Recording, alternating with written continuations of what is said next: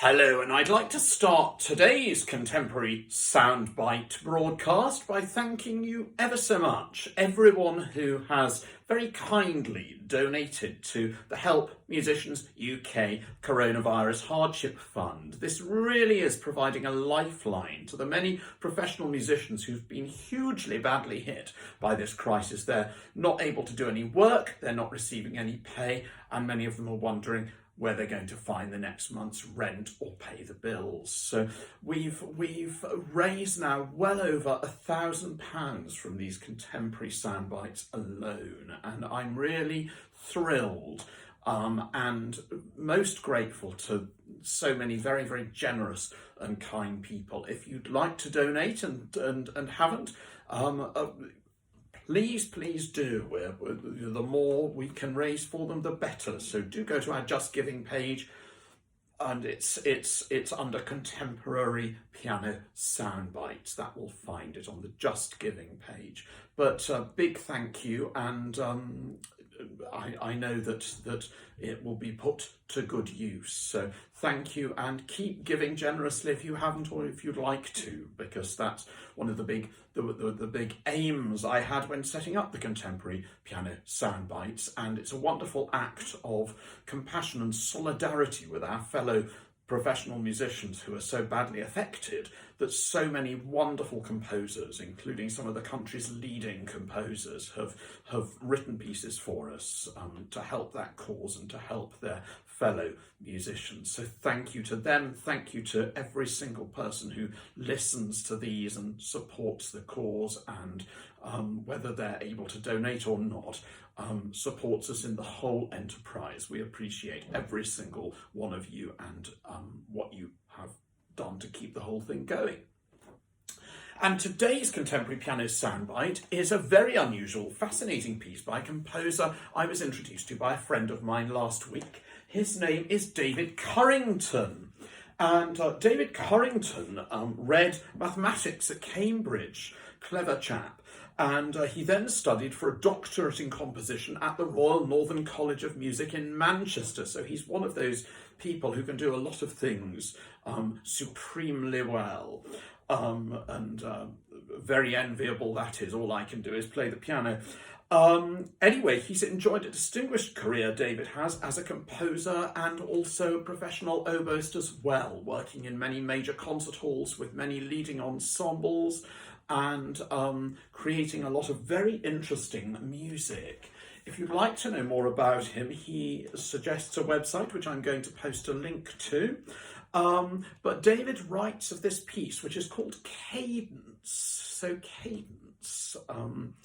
And David writes of it thus: I couldn't pass up the opportunity to contribute something musically in aid of coronavirus relief, but using written notation to be given to a performer of an acoustic instrument was always going to be a challenge for me, seeing as my preoccupations for some time have been split between free improvisation and producing electronic tracks.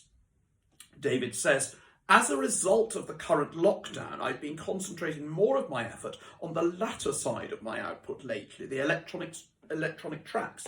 And for this solo piano piece, I have adapted my thinking about simultaneous, hazy, slow-moving processes that can mysteriously turn one sort of electronic material into something sounding completely different over long stretches of time, for the context of an acoustic performance with respect for the lineage of Western classical music.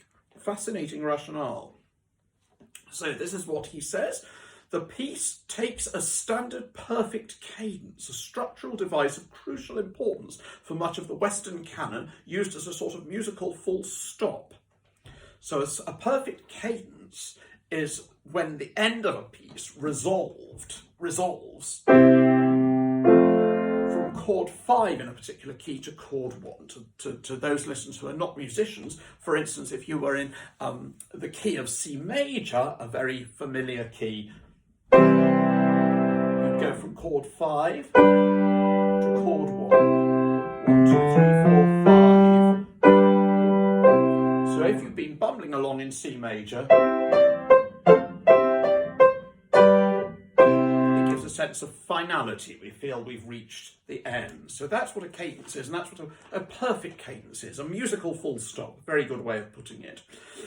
And anyway, David takes this device and applies musical haze in a variety of different ways so that only an essence of closure is perceptible at best.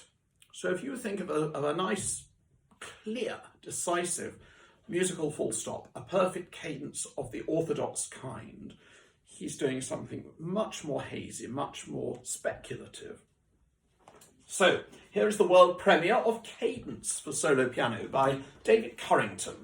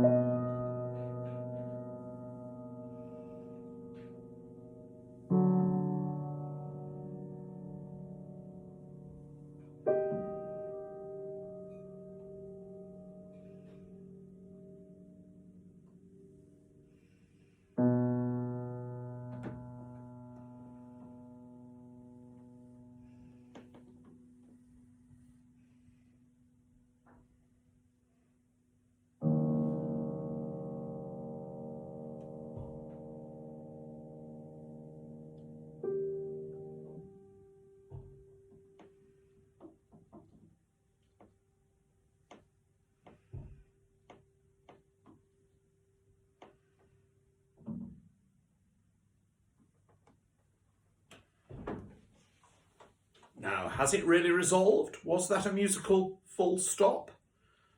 I love the haze and some gorgeous colours along the way. Thank you to David Curington. That was the world premiere of his piece, Cadence.